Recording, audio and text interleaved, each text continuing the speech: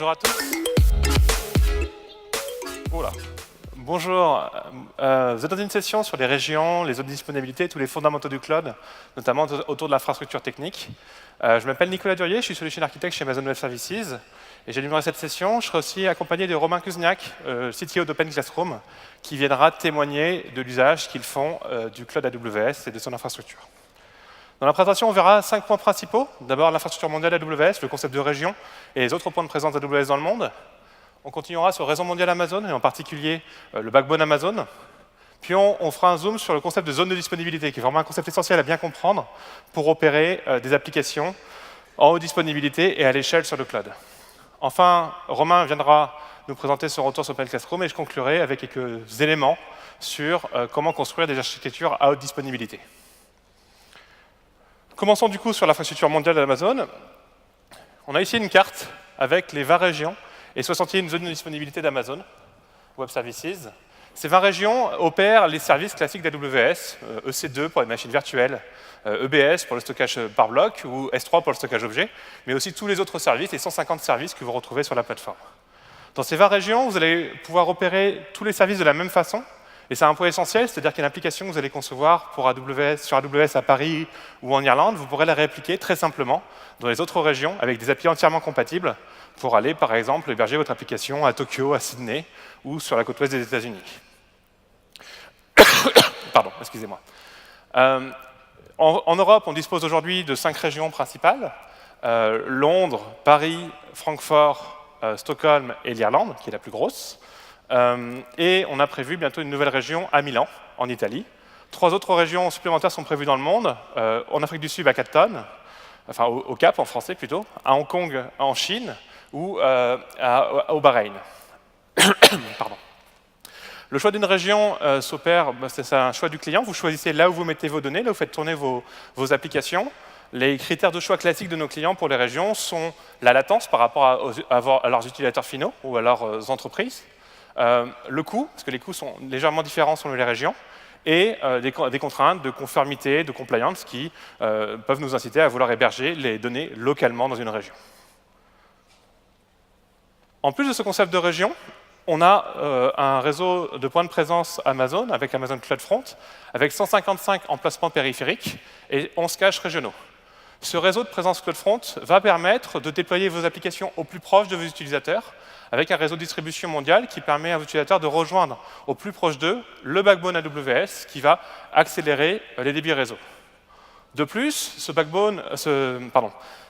réseau CloudFront opère du caching local, au sens où vos médias vidéo, vos images, vos contenus vont être cachés par les points de présence locaux et par les caches régionaux pour assurer une distribution optimale de vos contenus à vos clients.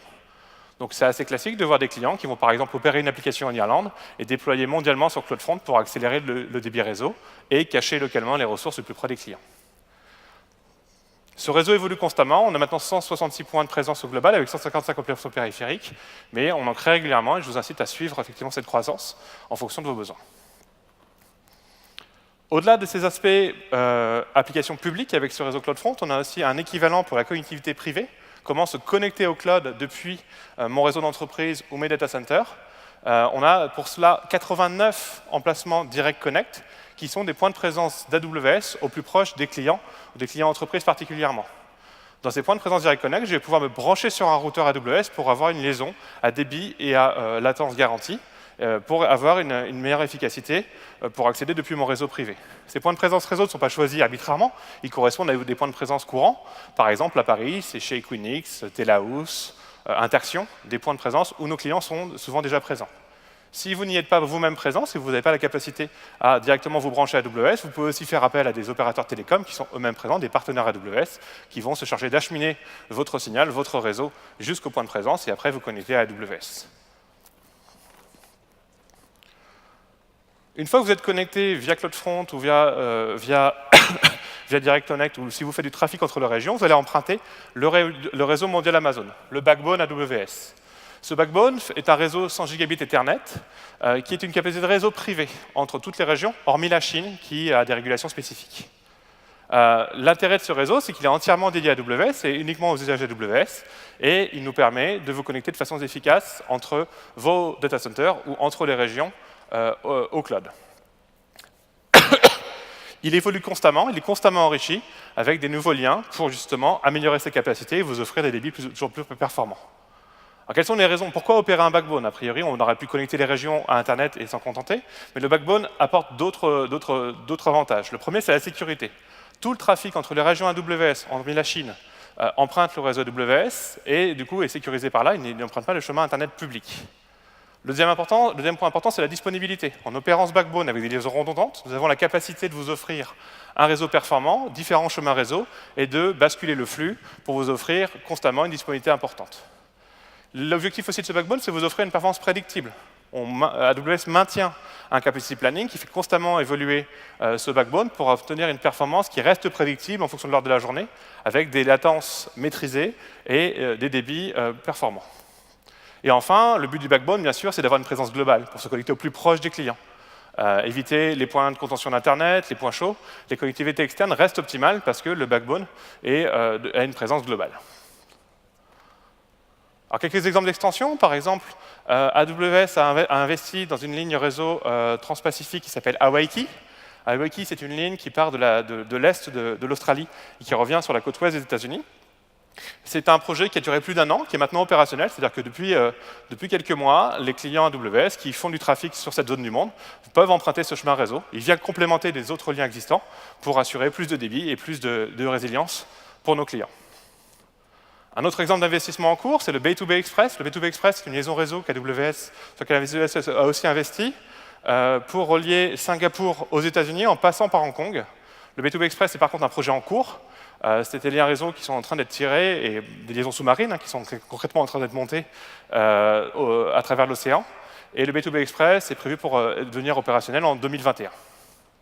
Donc voilà, c'est une illustration effectivement de l'évolution constante de ce backbone pour constamment apporter plus de performance, plus de débit à nos clients. De nombreux services AWS utilisent le backbone AWS. Donc le premier, on l'a évoqué tout à l'heure, c'est CloudFront. CloudFront est un réseau de distribution de contenu qui a pour but de rapprocher les contenus de vos clients. Et CloudFront bénéficie du backbone, puisque une fois que vous avez rejoint le point de présence CloudFront, votre accès réseau jusqu'à l'origine, jusqu'à vos serveurs d'application, est accéléré. Le deuxième point, c'est Direct Connect, qu'on a évoqué avant. Les 89 emplacements Direct Connect qu'on a vus tout à l'heure bénéficient de ce réseau backbone pour vous permettre de vous connecter à la région la plus proche, mais aussi via une fonctionnalité qui s'appelle Direct Connect Gateway, de vous connecter à des régions plus lointaines et vous connecter quelque part à toutes les régions du monde, en dehors de la Chine, qui à nouveau a des contraintes spécifiques. On a aussi une fonctionnalité au sein d'AWS qui s'appelle l'Inter-Region Peering. Dans les faits, lorsque les entreprises commencent à déployer massivement des services sur le cloud, ils utilisent souvent différentes régions, différents VPC dans différentes régions, et on peut avoir besoin de connecter ces VPC avec un réseau efficace, avec une liaison privée. L'Inter-Region Peering peut permettre justement, via le backbone, de connecter deux VPC efficacement entre deux régions du monde, deux régions AWS, pardon.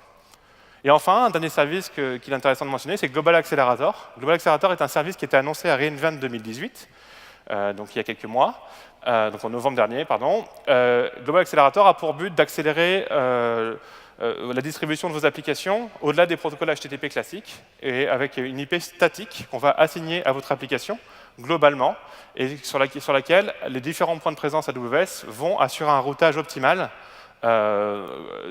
jusqu'au point de présence réseau le plus proche. Donc forcément, ça va se passer comment? Je vais demander à Global Accelerator une IP publique accélérée, et les différents points de présence réseau font un point d'entrée pour accéder à cette IP privée, à cette IP publique, qui va correspondre derrière à une ou plusieurs régions AWS dans le cloud.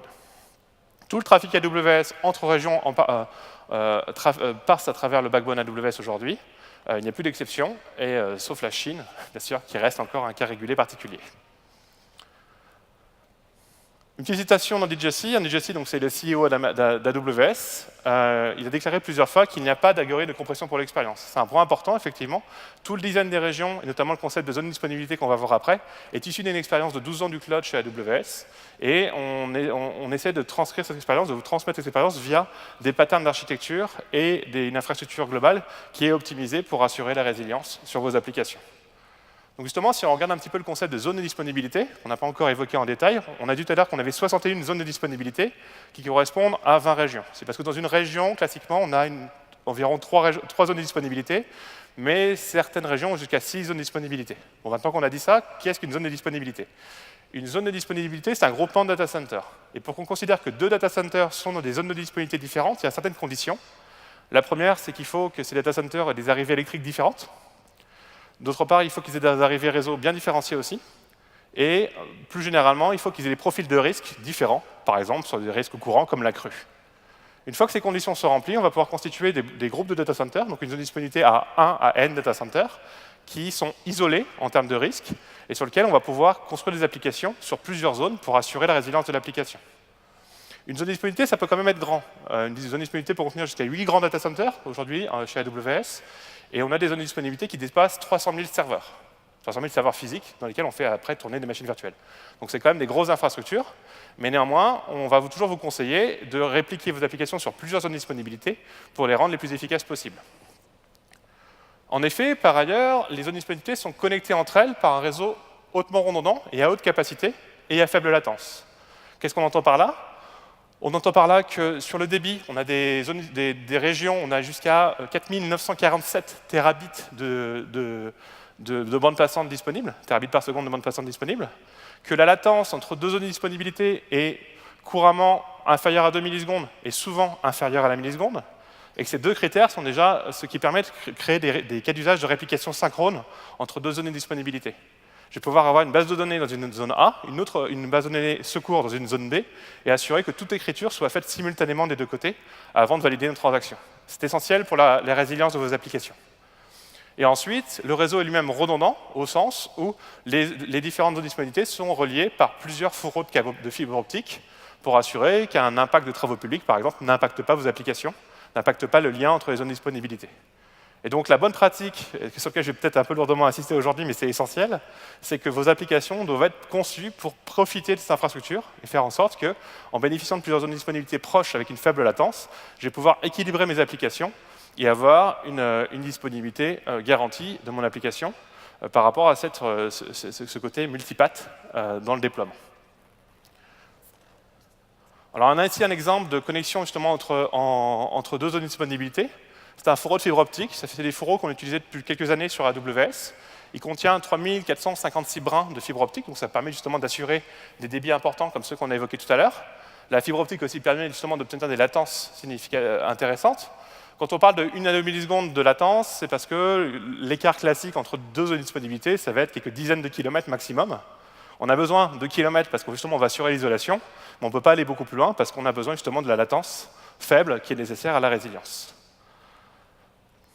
On a ici un autre exemple de 6912 brins avec un nouveau type de fibre optique qui fait 2 pouces de large. C'est un nouveau type qu'on commence à déployer entre zones de disponibilité. C'est toujours de la fibre monomode parce que c'est la plus efficace en termes de rapport coût-performance et ça permet d'apporter encore plus de bande passante, encore plus de débit. Alors, on travaille justement sur ces fourreaux avec toujours plus de fibre optique, ça peut paraître un peu abstrait pour vous, pour justement améliorer l'efficience de chacun des liens qu'on pose et pouvoir impacter ça sur les coûts, vous offrir des CO débit, cette performance avec des coûts qui restent maîtrisés au sein d'AWS. Une autre citation de Werner Vogels. Werner Vogels, c'est le CTO d'AWS, et il a déclaré aussi plusieurs fois tout tombe en panne tout le temps, everything fails all the time en anglais. Alors qu'est-ce qu'on entend par là? Ça peut paraître un peu anxiogène, effectivement, si on commence à dire ça à nos clients, mais le but, justement, c'est de vous sensibiliser au fait que des pannes arrivent et c'est quelque part un peu normal dans la vie du quotidien, dans l'informatique, mais qu'en face de ça, on peut vous proposer des designs, des patterns d'architecture et des façons de déployer qui vous rendent naturellement résilients à la panne. Et justement, le concept de zone de disponibilité qu'on a évoqué juste avant est un des concepts fondateurs justement sur le cloud pour avoir la disponibilité qu'on souhaite avoir malgré des pannes. Et si effectivement on a bien designé une application, qu'on a rendu multi-zone de disponibilité, voire multi-région, on est beaucoup plus en mesure de résister à ces pannes qui arriveront toujours. Mais on a conçu ce qu'il faut pour y résister. Alors de la même façon qu'on a des pannes au niveau des applicatifs, au niveau de vos applications, on s'applique nous-mêmes ces mêmes préceptes. On a l'exemple ici d'un chantier et d'une pelleteuse qui a malheureusement cassé les très belles fibres que j'ai montrées tout à l'heure. C'est un peu décevant et ça a été un petit peu ratatiné. Mais effectivement, comme on l'a évoqué avant, les zones de disponibilité sont de toute façon entre elles connectées par plusieurs fibres. Et cet impact majeur de travaux publics a dans les faits généré la perte de uniquement 13 paquets IP. 13 paquets, c'est extrêmement faible par rapport au débit dont on parle ici, parce qu'effectivement, la résilience a opéré proprement, on a pu basculer d'une fibre à une autre et assurer la continuité du service pour nos clients. Donc de la même façon qu'on rend résilient nos liens réseau au niveau de l'infrastructure, on vous conseille à nouveau d'être résilient au niveau de vos applications. Je vais laisser maintenant Romain venir témoigner pour Open Classroom.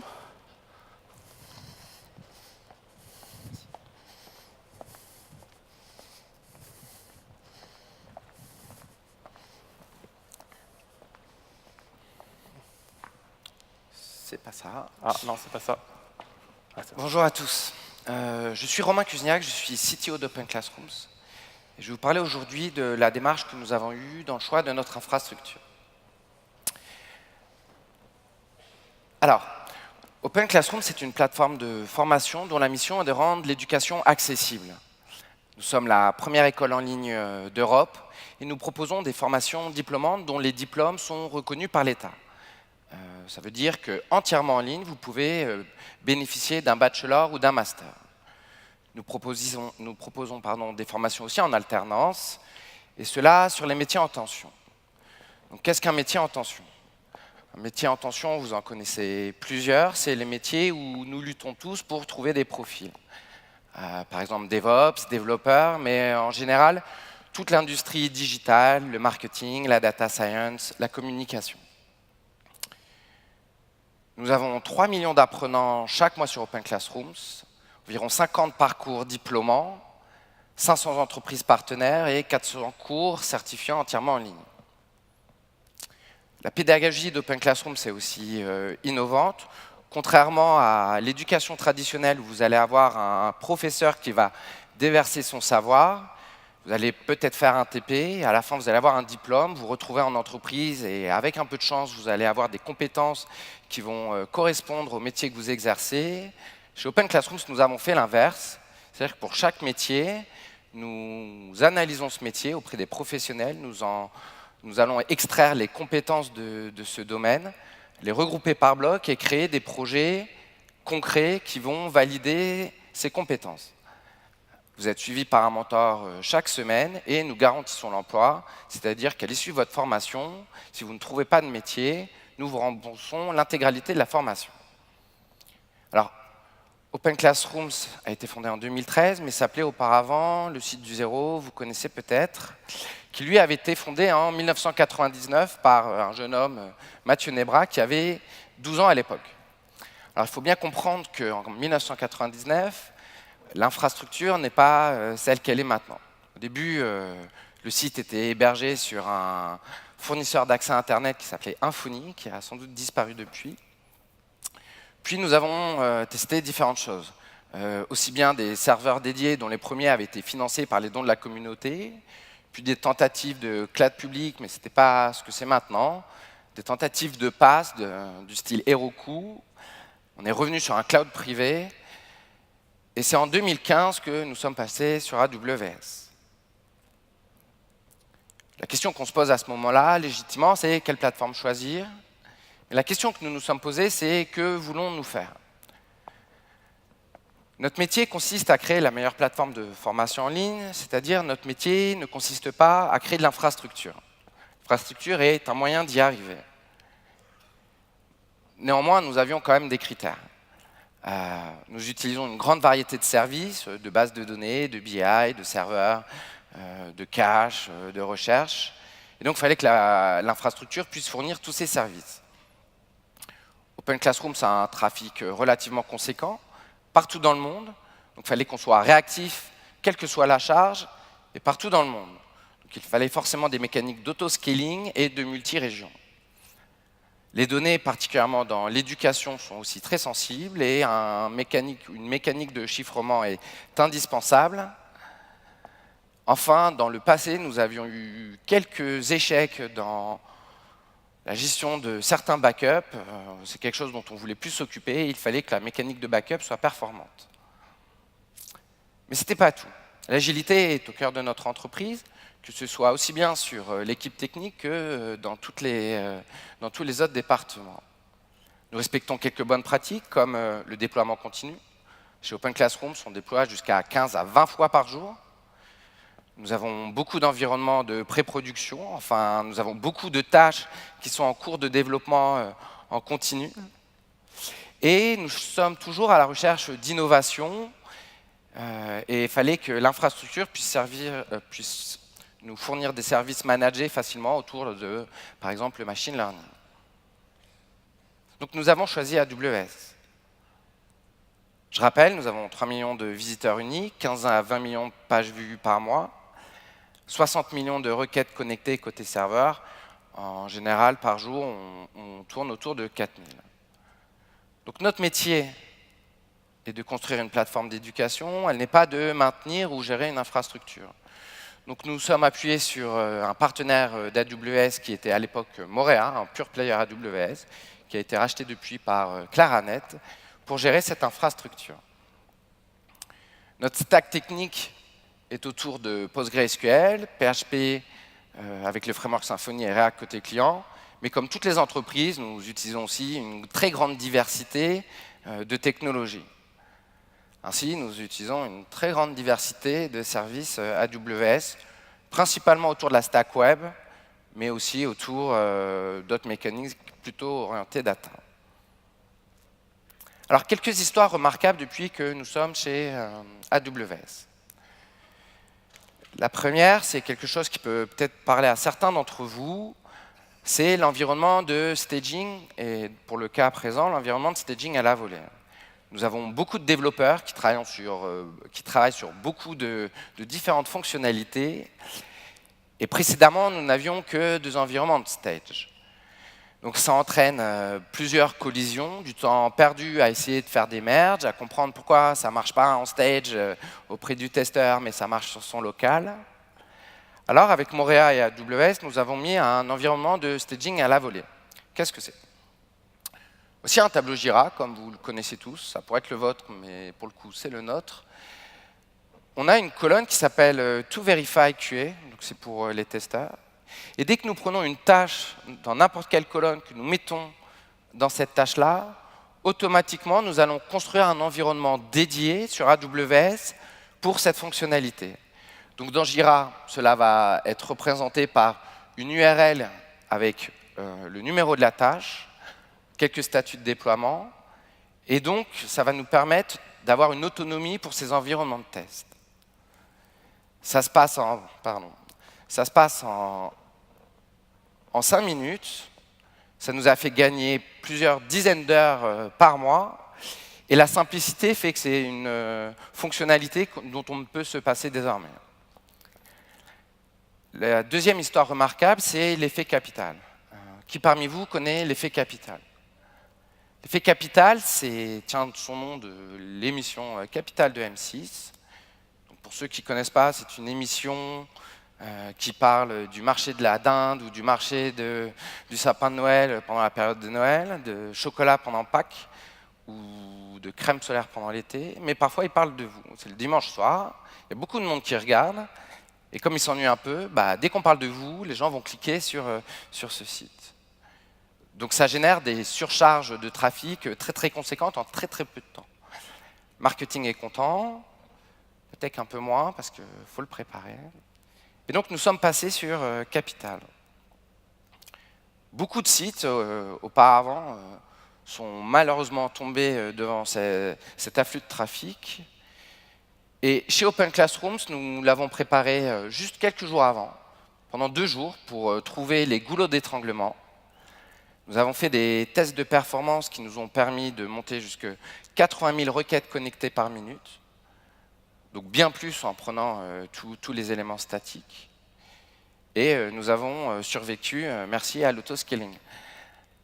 Ce qui est plus intéressant, c'est que malgré d'avoir à un moment 80 serveurs simultanés, cela ne nous a coûté que 400 $.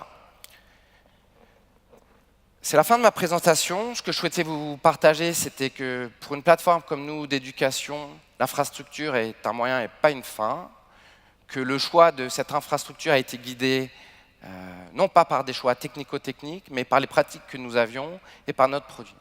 Je vous remercie de votre attention.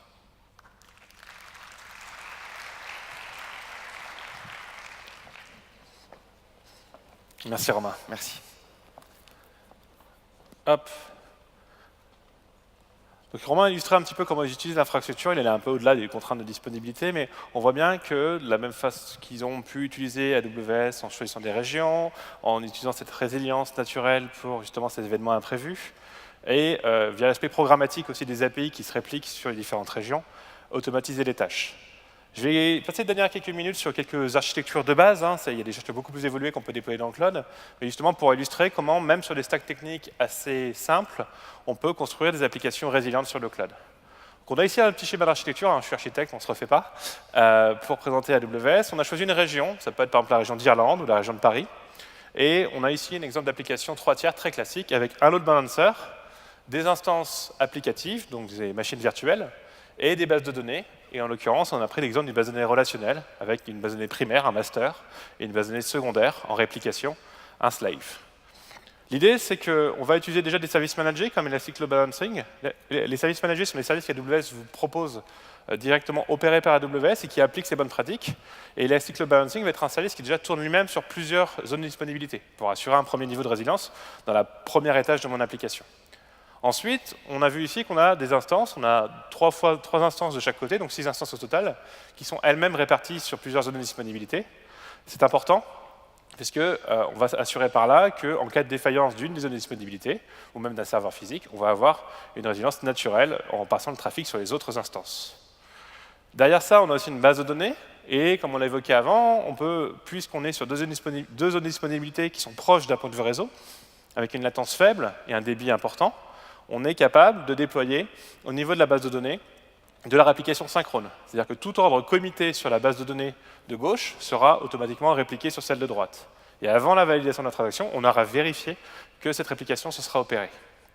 C'est des patterns qui sont des fois un peu complexes à mettre en œuvre quand on vient des bases de données du monde des data centers traditionnels.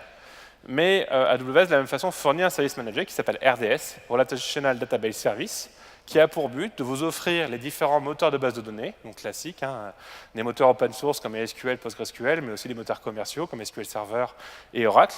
Et dans chacun des cas, de vous offrir l'automatisation nécessaire pour montrer en quelques minutes ce pattern de déploiement, ce type de déploiement avec la réplication entre les deux zones. Donc si je déploie mon application comme ça sur AWS, j'assure naturellement la résilience. Et si un jour une défaillance s'opère, alors là j'ai mis le cas d'une défaillance globale, c'est extrêmement rare, mais aussi une défaillance plus locale sur l'une des instances, ça peut être un peu plus fréquent, ma charge va être automatiquement répliquée, pas répliquée, mais balancée sur les autres instances. Selon mon design, éventuellement, le nombre d'instances va rester le même. Si j'ai conçu mon système en ayant une résilience de facteur 2 entre la performance nécessaire et la charge courante, ou plus optimisé en termes de coût, je vais pouvoir aussi bénéficier de l'autoscaling qu'évoquait Romain tout à l'heure, avec la capacité de rajouter à ce moment-là des instances. Je vais commencer en travaillant sur les 3 instances existantes, mais le système va détecter, via le service autoscaling, qu'on a perdu 3 autres instances, et va automatiquement recréer les 3 instances manquantes sur la zone de droite. De la même façon, la base de données va basculer du master au slave, et le slave va être élu comme étant le nouveau master de la base de données. Avec ce type de déploiement simple, que je peux à nouveau déployer sans trop d'efforts sur le cloud, parce que les services managés me facilitent beaucoup la tâche, je vais pouvoir assurer naturellement la haute disponibilité nécessaire à mes applications. Alors tout ça est un pattern de déploiement extrêmement simple, on pourrait aller plus loin. On peut remplacer les serveurs par des conteneurs ou même par du serverless. On pourrait remplacer aussi la base de données relationnelle par des approches un peu plus cloud natives, notamment avec des bases de données NoSQL comme DynamoDB. Mais c'est un exemple. L'idée, c'est vraiment à nouveau de faire passer ce message que dans la plupart des cas, on arrive à déployer sur plusieurs zones, et si on déploie sur plusieurs zones, on est naturellement beaucoup plus résilient. Donc, en conclusion, une architecture multi-zone de disponibilité et l'infrastructure qu'on a vue avant vous offre la possibilité de construire des applications tolérantes aux pannes, qui arrivent malgré tout. Les services régionaux AWS, typiquement Elastic Load Balancer, les services comme DynamoDB Manager sont aussi des facilitateurs pour vous permettre de répliquer ces données sur plusieurs zones de disponibilité et pouvoir aussi basculer dynamiquement tout en assurant la disponibilité de vos applications. Et enfin, on a d'autres services aussi encore plus avancés comme S3. S3, c'est le stockage objet dans le cloud. S3 assure aussi la disponibilité à 99,99% grâce à ce mécanisme de multi-zone disponibilité, mais en outre assure aussi une durabilité à 11,9 en répliquant la donnée sur 6 copies sur les 3 zones de disponibilité. Donc, vous encouragez à l'utiliser et à vous appuyer sur ces services pour faciliter l'adoption de ces patterns de déploiement dans une région sur plusieurs zones. Je vous remercie pour votre attention. J'étais un peu plus court que prévu pour cette session. N'hésitez pas à passer me voir si vous avez des questions. Je serai présent après la session. Je serai aussi présent au stand Ask an Architect avec d'autres architectes qui pourraient répondre à vos questions et essayer de drafter avec vous justement des nouvelles architectures et comment exploiter ces patterns de déploiement dans vos applications. C'est maintenant le moment d'essayer justement de s'y plonger. J'espère que cette présentation a éveillé chez vous justement un peu de curiosité et l'envie de construire ce type de déploiement. Si vous voulez aller plus loin par rapport à cette session qui était une session d'introduction, on a d'autres sessions liées aujourd'hui. Arthur fera une session sur la partie serveur, la partie instance virtuelle. Je continuerai cet après-midi sur une session sur Direct Connect. Direct Connect, c'est la connectivité au cloud qu'on a vu tout à l'heure. Donc maintenant qu'on a vu qu'on peut se connecter sur 89 points de présence, ok, mais comment on fait? Quels sont les différents déploiements possibles et comment en bénéficier? Et enfin, sur les patterns plus avancés, Adrian Horsby fera cet après-midi une session sur comment construire une application multi-région, donc aller au-delà du pattern multi-zone disponibilité, mais travailler sur plusieurs régions en parallèle pour être encore plus efficace ou pour être encore plus proche de ses clients en termes de latence. N'hésitez pas aussi à laisser un petit commentaire ou à compléter la session, ça nous aide toujours à nous améliorer sur les prochains summits. Merci à vous.